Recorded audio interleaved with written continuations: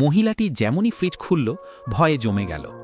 ফ্রিজের ভেতর সে দেখল এক ক্ষুদ্র জগৎ, যেখানে ক্ষুদ্র মানুষ, ঘন জঙ্গল, রাজপ্রাসাদ আর অসংখ্য প্রাণী ব্যস্তভাবে চলাফেরা করছে। আশ্চর্যের ব্যাপার, ওই ছোট্ট দুনিয়ায় সময় অনেক দ্রুত বয়ে চলেছে। ফ্রিজের বাইরে 1 সেকেন্ড মানে ভেতরে প্রায় 10 বছর। মাত্র 2.5 মিনিটের মধ্যে সেই ক্ষুদ্র জগৎ মধ্যযুগ থেকে শিল্প বিপ্লবের যুগে পৌঁছে গেল। আকাশচুম্বী চিমনি, কারখানার ধোঁয়া আর মানুষের ব্যস্ততা সব চোখের সামনে বদলে যাচ্ছিল। যখন তারা দুজন ফ্রিজের সামনে দাঁড়িয়ে এসব দেখছিল, তখন ভেতরের 2 শ্রমিক কথা বলছিল।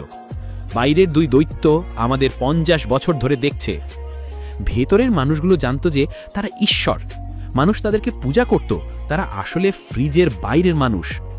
পুরুষটি কৌতূহলবশত একটু ঝুঁকে আরও ভালোভাবে দেখতে চাইল, কিন্তু ঠিক তখনই একটি ভয়ঙ্কর ক্ষেপণাস্ত্র সেই ছোট্ট শহরের মাঝখানে পড়ে বিস্ফোরিত হলো। এক মুহূর্তে সবকিছু ধ্বংস। বিস্ফোরণের কারণে পুরুষটির মুখ পুড়ে গেল, যদিও সে গুরুতর আহত হলো না। ভয়ে ও ক্রোধে সে তাড়াতাড়ি ফ্রিজ বন্ধ করতে চাইল, কারণ সে ভাবছিল ভেতরের ওই পারমাণবিক বিস্ফোরণ যেন বাইরের জগতে ছড়িয়ে না পড়ে। তার প্রেমিকা বাধ্য হয়ে ফ্রিজের দরজা জোরে বন্ধ করে দিল। প্রায় 5 মিনিট পর তারা আবার ফ্রিজ খুলল। এবারের দৃশ্য দেখে তারা হতবাক। মানব সভ্যতার নতুন উচ্চতায় পৌঁছে গেছে। উঁচু ভবন, উজ্জ্বল শহর, শক্তিতে ভরা এক আধুনিক দুনিয়া। কয়েক সেকেন্ডের মধ্যেই অসংখ্য শহর একত্র হয়ে এক বিশাল শক্তি টাওয়ারে পরিণত হলো।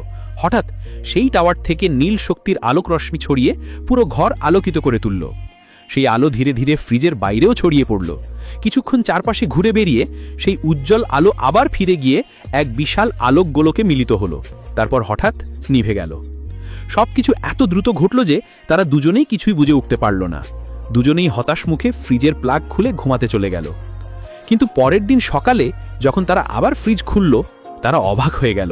ভেতরে আবার শুরু হয়ে গেছে এক নতুন যুগের জন্মচক্র। ভয়ঙ্কর ডাইনোসর আবার জন্ম নিয়েছে।